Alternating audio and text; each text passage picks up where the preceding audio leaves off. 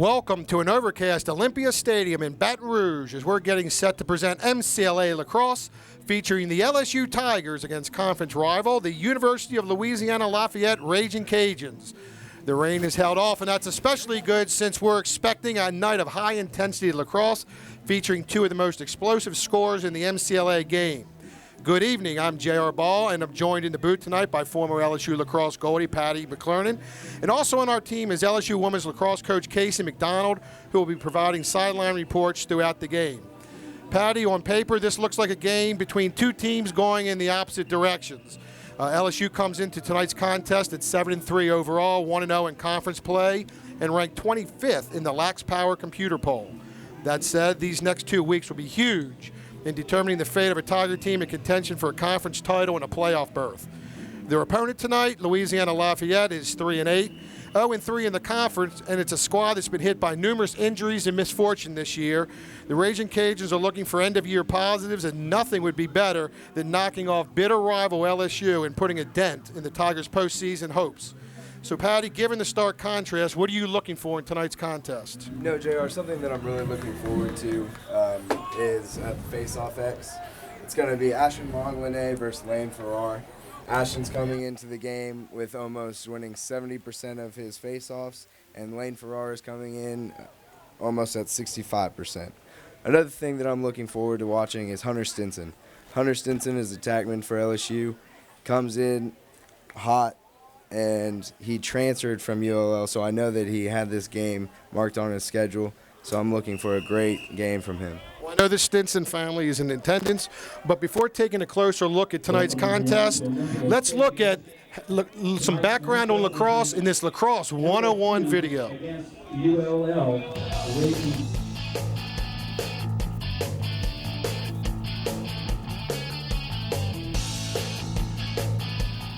The sport of lacrosse has it all, and it's easy to see why, offering the speed and power of football and hockey and the endurance, agility, and strategy of soccer and basketball.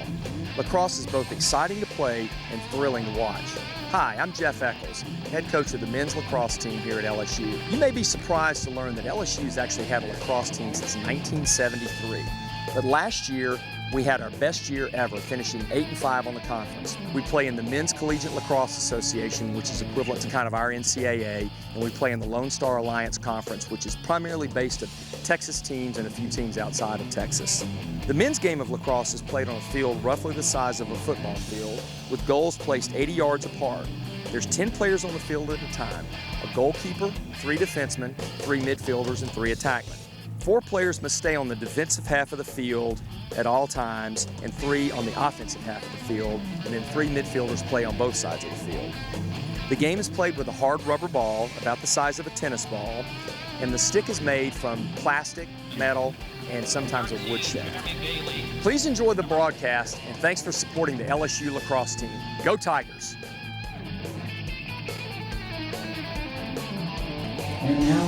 When Jeff Eccles, a former Texas A&M player and high school coach at Catholic High in Baton Rouge, took the LSU job 2 years ago, he implemented a key change in how the program was going to be run. For decades, the LSU program was a club team in its truest sense. But Eccles is determined to run the program like a Johns Hopkins or any of the other Division I national powers. So let's take a look at that transition, how it's impacted the program as well as the players. Danny Kane-Hope.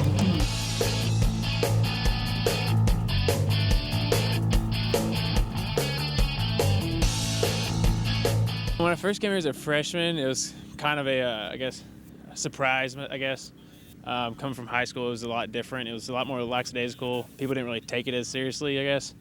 And it kind of frustrated me at first, but then that was how things were run. And Coach Eccles changed the culture by just coming in and being a part of our lives, being kind of like our mentor, being, there for us at all times, and just, being a complete source and outlet towards us. Before Coach Eccles got here, it was a little bit more of a student-ran organization. It was a little bit less competitive, but still competitive, and a little bit less bound together. Now, since Coach Eccles has gotten here, he's really created a formed team and kind of a family. Coach Eccles definitely takes time to check in on each of us and make sure our grades are okay. And whenever anyone's sick, I mean, every time someone's had to go to the hospital or anything, get checked up, like he's usually either goes with them or has calls them right after they get off from the hospital. So he definitely takes care of us and kind of like a father figure. I think Coach Eccles has definitely put a lot of trust in us, and especially with a young team like we are. To have that trust from him is huge, and it's kind of shown. We've definitely played a lot better as a team this year compared to last year. He tries to be prepared for every practice, and so that was a major difference. Like, he sets aside time, I guess, each day, or I don't know what his planning goes into it, but we always have a planned practice, and he knows what we want to get done. The amount of effort that he's put in to not only this program, but just the sport in the state of Louisiana is huge. He's done a really good job of spreading the knowledge of the sport and really getting the LSU team publicized, and it's really spreading the just name of lacrosse throughout Louisiana. We definitely carry ourselves like a Division I team, and Coach Eccles has pushed that, and we've all kind of responded to it in the same way. It's kind of like getting the opportunity to play, a D1 sport. We are the LSU lacrosse team. There isn't another lacrosse team. We are the LSU lacrosse team. So every athlete on this team looks at it that way. They see themselves as a person fighting for a position on the starting LSU lacrosse team. And they take great pride in playing for this team and playing for this school and making history for this school.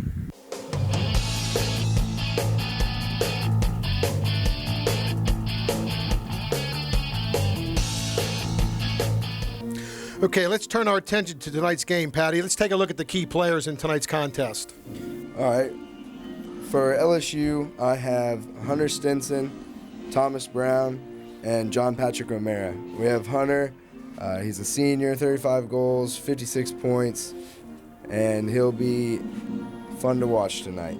We also have Thomas Brown from Maryland. He's a junior. He has 31 goals, 52 points, and he's also with Hunter down there at the attack. Then we have John Patrick O'Mara. He's great midi, and he'll be rounding out the bunch. Well, and also in goal for LSU tonight, you'll have Rick Batista, who has been rock solid, second in the MCLA with 141 saves, and that 61% save percentage is just out of control good. Oh, it's outstanding. I wish I had that. As for the Raging Cajuns of ULL, what are you seeing there, Patty? Well, as I mentioned before, I'm really looking forward to watching Ashton Langwine. He's a beast at face-off and just all around. Then we have Tanner Starting lineup for LSU. Sorry, we have Tanner. He'll be a Thomas Brown. great offensive player to help Ashton out. Then we also have some deep holes rounding out ULL's defense. Yeah, Scotty McCarty is sort of their shutdown defender, and he's going to have his hands full as he deals with that 1-2 punch that LSU is going to throw out there at attack. When you start looking about the season, it's been a season of opposites, as evidenced by LSU opened up on this field with a 19-1 win over conference rival Texas A&M. The next night in Lafayette, the Aggies upended the Raging Cajuns by an identical 19-11 score. LSU went on to win 4 straight non-conference games to jump out to a 5-0 start. They then lost 2 tough games against highly ranked foes, Central Florida and Florida State. Then they were in both before losing late. Then 2 weeks ago in the Sugar Bowl tournament in New Orleans, the Tigers beat the Miami Hurricanes and the Alabama Crimson Tide before dropping a 12-9 seesaw affair to South Carolina. Now we see the teams are now, this is part of the traditional start of lacrosse for those who are new to the game, where you'll see the the starting lineups of each squad lining up. The officials will go over the pregame notes and rules. And while we're there, let's toss it down to Casey McDonald, our sideline reporter. Casey, what do you have for us? Guys, we've got a great atmosphere down here. Both teams are really jacked up, ready to play. The goalies just shook hands, gave themselves some good sportsmanship, and we're ready to go. Thank you, Casey. So we're about ready to go. And again, as we alluded to in our open, what's really going to be outstanding here is this face-off battle that we're going to see between Ashton Longlinay and from LSU, Lane Farrar. Lane's winning 65% of his face-offs. Ashton at 70%. And what we had here was looks like a face-off violation off the start, so LSU is awarded possession. And we're underway tonight here at Olympia. We want to thank Bassett Furniture for making the first college lacrosse game played in the state of Louisiana possible for television. Makes me want to stay one more year. Well, there you go. What you're seeing for those who are new, after the face-off, everybody's now changing. LSU is getting its offensive personnel onto the field. UL-Lafayette was getting its defense. And there's Stinson, that was Brown coming around the left side early on. Nice save by the goalie, but LSU retains possession, and they're going to reset the offense. Great save by the goalie. Shot on goal by LSU number 10, Josh Henderson, deflects off the goalie for UL. What a goal by Josh Henderson. Number 10, Josh Henderson for LSU. And so for those who are new, I mean, that really, what you're seeing there is, again, you're going to see a lot of the same principles that you'll see in the game of basketball. The difference is, obviously, you can go behind the goal. But here you'll see a lot of times, in this case, you have a guy dodging, trying to draw a slide to get two defenders. You kick to the open man for the shot, and you have a goal. And so now we're back to the face-off X, where we'll see if it's make it, take it lacrosse tonight.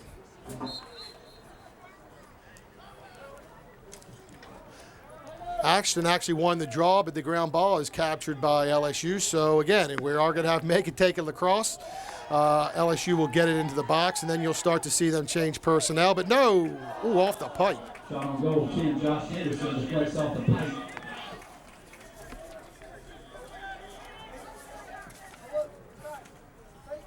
Goal by Thomas Brown.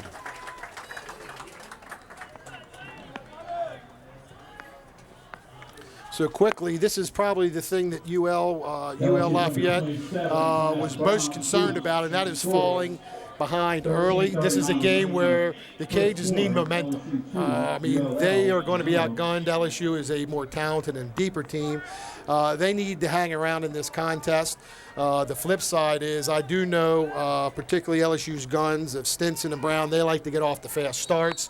So they want to push it, and right now LSU's getting exactly what it wants in a contest like this. So UL will win its first face-off of the night, so we're now 2-1 in favor of LSU on the face-off front. And let's see what the Cajuns are going to do here on offense as they will start to sub out and get their offensive personnel on.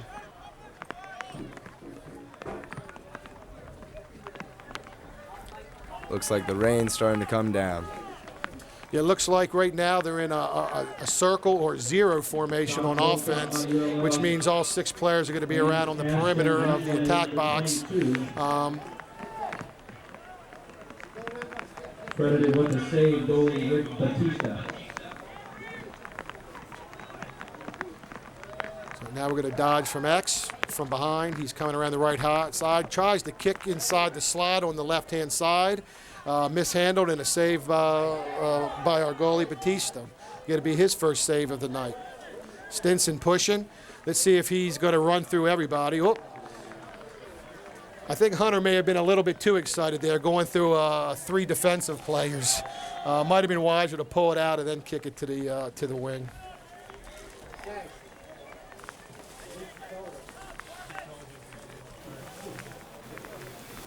Brown working from behind at X for LSU. Oh, nice play. You saw the little dip and dunk as he beat his defender, coming on a hard charge around the left side. Faked him low to get the goalie to bend and went up over the left shoulder. And it's 3-0 here with 12:06 remaining in the first quarter. And Patty, just as we had talked about at the beginning, the LSU attack is really causing problems for the UL defense. Absolutely. I'm just waiting for Hunter Stinson to turn it on.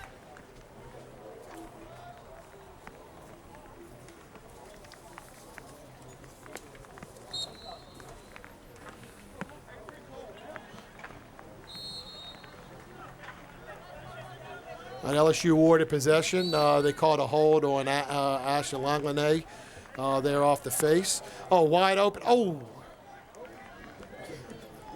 Pass was a little high, and I think that I think we got a little excited there. Didn't try to shoot the ball maybe before we caught it, before he caught it. And so now LSU will recycle up here.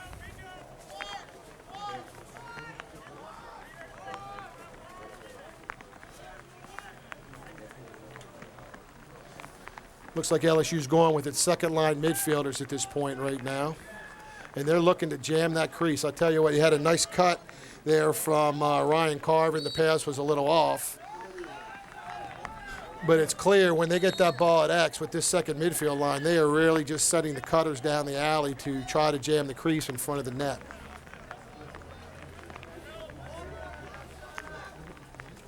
UL has really not really been able to get into any kind of rhythm offensively. Let's see what they can do here to try to establish a little bit of an offensive flow, and if nothing else, they really need to give their defense a break at this point.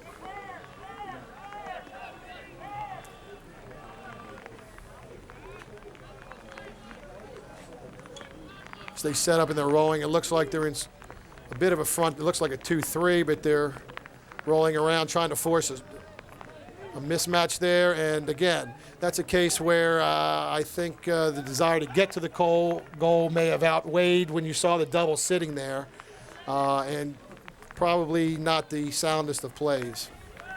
Now, once you see a double team coming, you need to pass, and then usually you'll get an open look.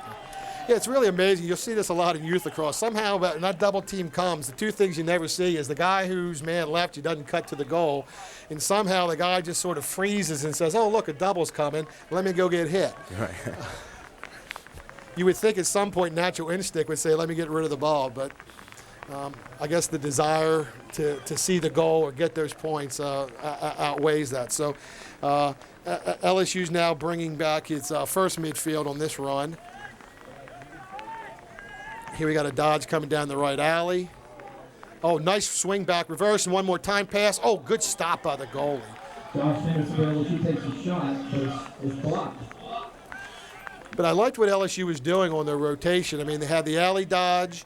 A lot of times you'll see teams try to reverse it from behind at X, but in this case they reversed it right into the crease, made the one extra pass, which got a great one-on-one shot with the goalie, but you know, hats off to the goalie in that case. Brody Lejeune made a heck of a save. And I'm sure the Cajuns are glad he's back in net. He's been out with some injury. But when you look at his 59% save percentage, you know, those are good numbers. So when you're stopping 59%, you're in the top level here of MCLA lacrosse.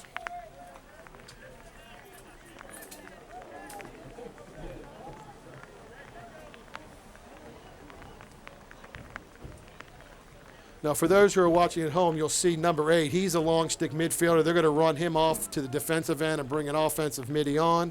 So this is them changing their personnel. They're getting the defensive players off from midfield to get their offensive middies on.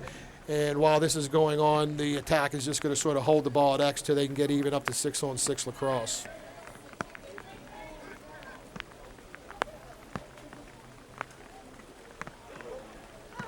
What a great save by the keeper.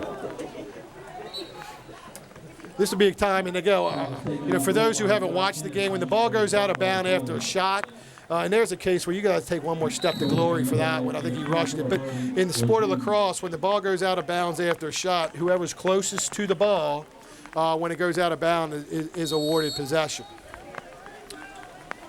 And they actually made a rule change a couple years ago that it's an immediate start once somebody picks up the ball, something that as a goalie I never really liked. I always liked setting up my defense, and they gave me time. If I were to run out, they would give me time to set up, but they just made the fastest game on 2 feet even faster. Well, I figured you would have liked it because then you wouldn't have to run to back up. You could say, hey, I can't run it back up. I got to stay between the pipes for the quick restart.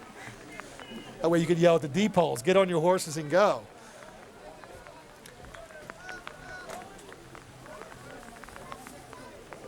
Again, it looks like they're it would appear that the game plan tonight, at least early on here by UL, is they're really spreading out in that circle or zero offense. Right.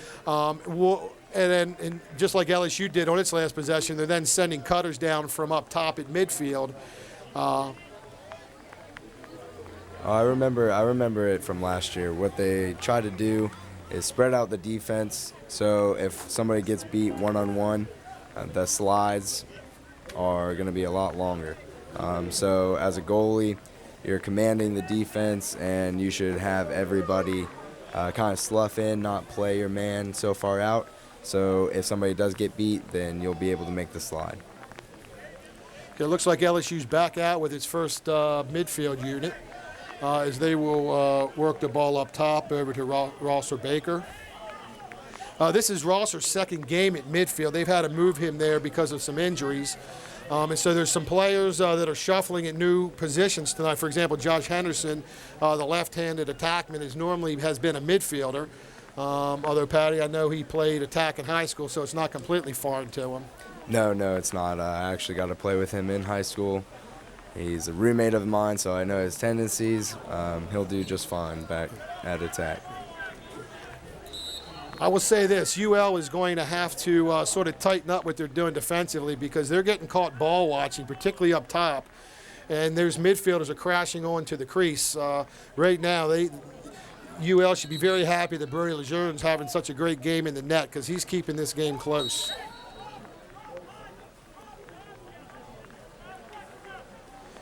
With about 5 minutes and 48 seconds to go in the first quarter, LSU 3, UL-Lafayette nothing. It has been a game that, quite frankly, LSU has dominated in terms of time of possession. But, in lacrosse, 3 games is nothing. But we're going to have our first time out with the score 3-0. You're watching LSU Lacrosse presented by Bassett Furniture on Pelican Sports TV.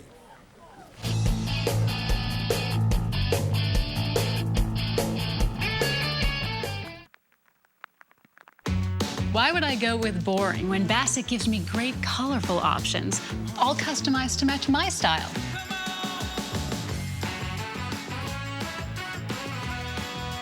There's nothing boring about Bassett.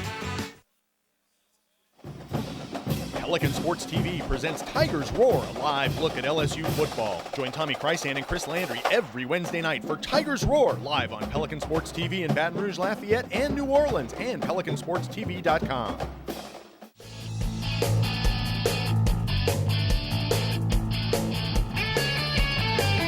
Welcome back to Olympia Field here in Baton Rouge. Our contest tonight, LSU 3, UL-Lafayette 0. Late in the first quarter. Just a reminder, you can watch this game on Pelican Sports TV.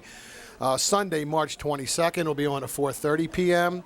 Monday, March 23rd, it will air at 5:30 p.m. And Tuesday, March 24th, you can watch it at 4:30 p.m. Along the Pelicans Broadcasting Network.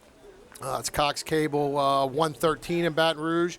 In Baton Rouge, Lafayette, Cox High Def at 1013, 1013. New Orleans, Cox 116, ATT UVerse Channel 11. And on KPBN via Channel 11 and DTV 14.1. So lots of opportunities to see this contest. The first college lacrosse game between 2 Louisiana clubs to be televised.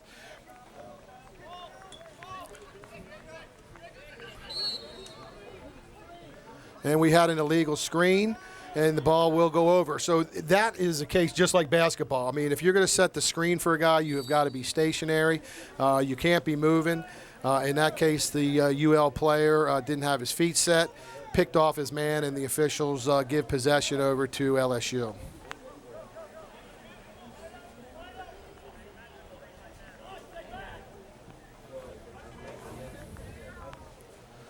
So what you'll see, one, there's a turnover. Whenever there's a change of possession, the team that goes on to offense will have 30 seconds to get the ball from the defensive end of the field into the attack box, which in that case there wasn't really a lot of pressure put on by UL Lafayette, so they were able to do it easily. But we did have a nice check right there to dislodge the ball from Stinson, and there's a turnover. And an easy clear for the Cajuns.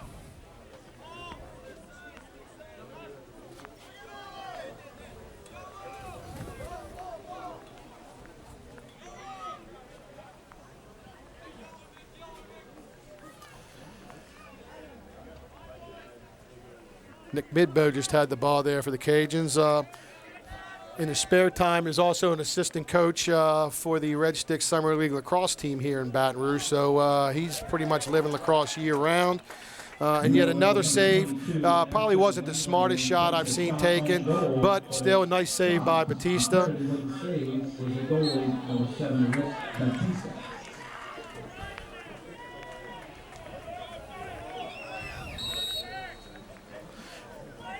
And you could see that one coming. That's a case, Patty, where you were talking about Hunter being all jacked up for this game. That's just a hit that did not need to happen. And LSU is going to go into man down here for 1 minute.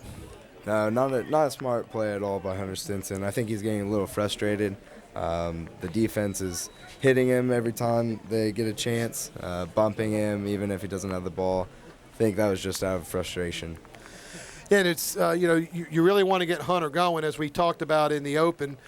He's got 35 goals on the year, which is #1 in the MCLA, 21 assists and 56 points, also #1 in MCLA.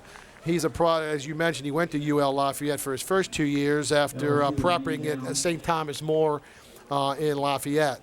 And there you go. You commit a penalty. Nice quick rotation on the 6-on-5. They draw the slide, make the bump to the slot, and you have a goal. And we're now 3-1. A wide open shot. The defense seemed to have a miscommunication. They didn't do a slide. Wide open shot, 1-on-1 with the goalie. So there you look. Yeah, you saw it right there. Boy, they really did get trapped, and to leave a guy in the slot like that unattended, I'm sure Coach Eccles and the defensive coaches will get that straightened out. But yeah, that's you can't miss. You don't get that shot too often. No, you don't.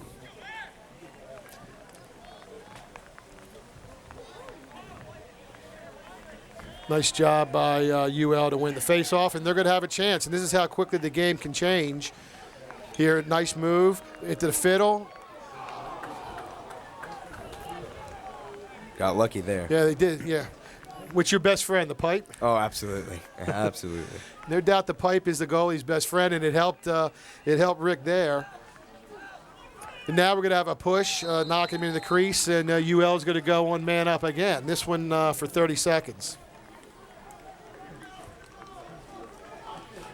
So I guess we're going to find out in a hurry whether they got the slide figured out, because if I were UL, after what I saw the first man up, I would probably look at that same package. Oh, absolutely, absolutely. We'll see if the coaches straighten things out, and we'll see if the defense can communicate. So in many cases, for those, this is a lot like hockey. I mean, it's LSU is going to be what they tend to call 5-die. Where they're going to have 4 guys on each of the corners, 1 guy in the middle to sort of lock down the crease and then rotate off of that. Big shot up at the top. Boy, that was a cannon by Ashton. Beat Rick low to his right, and just like that, we're in here at 3-2. I don't know if Rick was expecting a shot from so far out. Well, I know in the scouting report, the LSU coaches were concerned about Ashton as well as Tanner Castagna. So, they should have been alert, because I tell you, he's got a cannon up there, and he let it go. That would be 2. That would probably have been for 2 points in professional lacrosse. Yeah, no, you need to know every time that Ashton has the ball. Everybody needs to be aware on the defense. You need to call out who their best player is, obviously, and you need to realize when he's about to shoot. Well, we had a face-off violation. I believe that's the second in this half against UL. 1 more, and it's a 30-second penalty in a half. You can't. That's one of the newer rules where to help speed up the play. You get 3 face-off violations in a half, and the other team gets a man-up opportunity.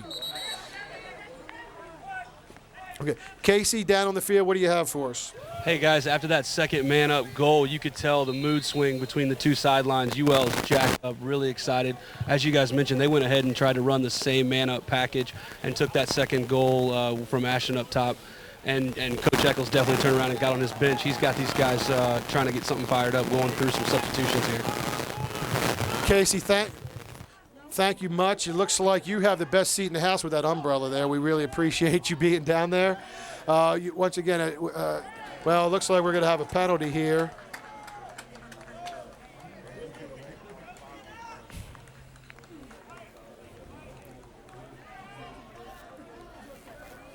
And it looks like, is that Hunter going into the box again?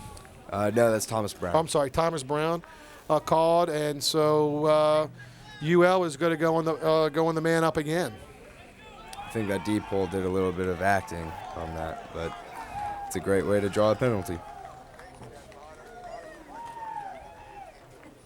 Timeout, LSU. So we're going to have a timeout here. UL about to go onto the man up, trailing 3-2 with 1:24 to go in the first. You're watching LSU Lacrosse presented by Bassett Furniture on Pelican Sports TV.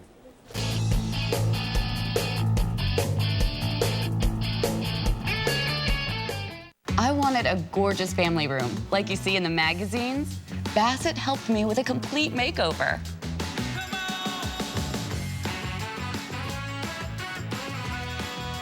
I got the room I always imagined.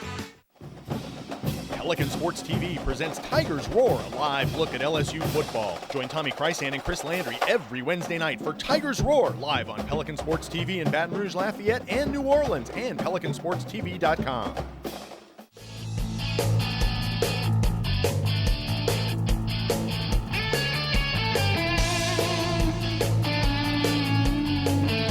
Welcome back to Olympia Stadium in Baton Rouge. We've got probably a game that's a lot closer than a lot of people thought going into it. LSU up 3-2 with 1:35 left in the first quarter, and UL going on the man up, looking to tie the game. They are 2 for 2 in man up opportunities so far. I'm Jared Ball, joined by Paddy McClernon. Paddy, what are you looking for? What does LSU got to do? Where are they being exposed on their man down? On the man down, it's communication. Communication is key on any kind of defense, whatever sport you're playing. You need to know who the cannons are out there, who the shooters are. A stop right here would be great, so the offense could try to run out the clock and kill the penalty. Well, Memo, they might want to identify where 22 and 18 are on this set, and 22 is the one who's going to be bringing the ball in from up top.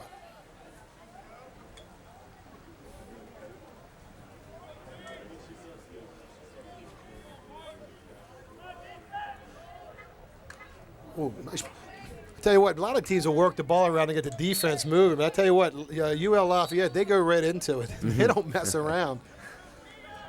Something that's new for this LSU. There's a cannon. Ooh, there you go. Ashton Langlanay, again, his second up from up top. They have found the formula there to kick the ball to the wing, draw the slide, pop up top, and let the cannon fire. There you go. Rick's got to step into that ball.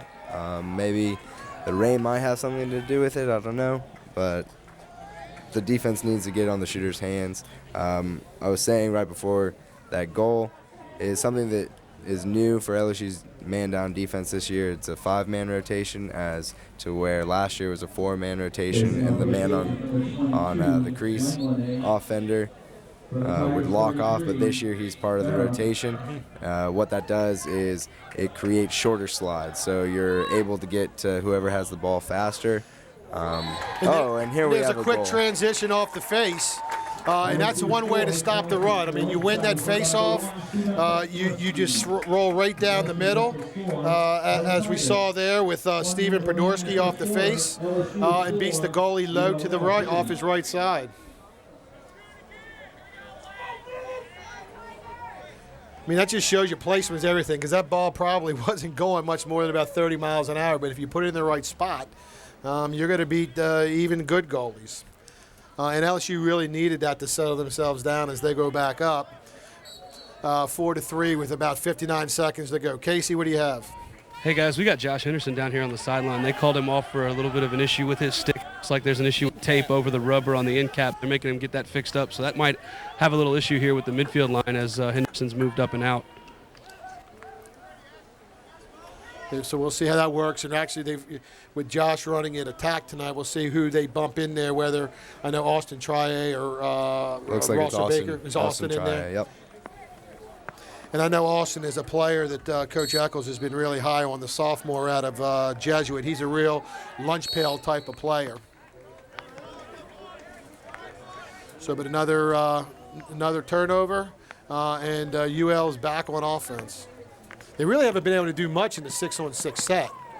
No, that seems like they're getting all their goals on man down. So if LSU can control their tempers, I guess, might look good for the Tigers. And right there's a turnover, and I'm telling you, they over and back.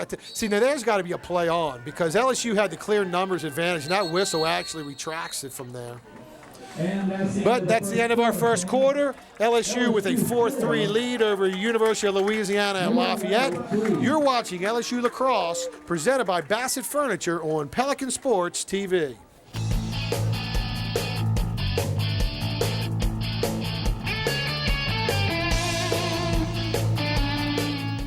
The Mitchells want to transform this barely used bonus room into an entertainment room. Great room. How do you guys want to use it? We'd like a place we could all hang out. Definitely. For this makeover, I'll mix casual colors and fabrics. It's easy to create a functional and fun space with the HGTV Home Design Studio at Bassett. We've got this U-shaped sectional. These fabrics are great. I love the pops of color. It used to be a storage room. Yeah, now it's a family room. We love it. It's a comfortable place to hang out. Are you ready for your big reveal? The HGTV Home Design Studio, only at Bassett. Pelican Sports TV presents Tigers Roar, a live look at LSU football. Join Tommy Chrysan and Chris Landry every Wednesday night for Tigers Roar, live on Pelican Sports TV in Baton Rouge, Lafayette, and New Orleans, and PelicanSportsTV.com.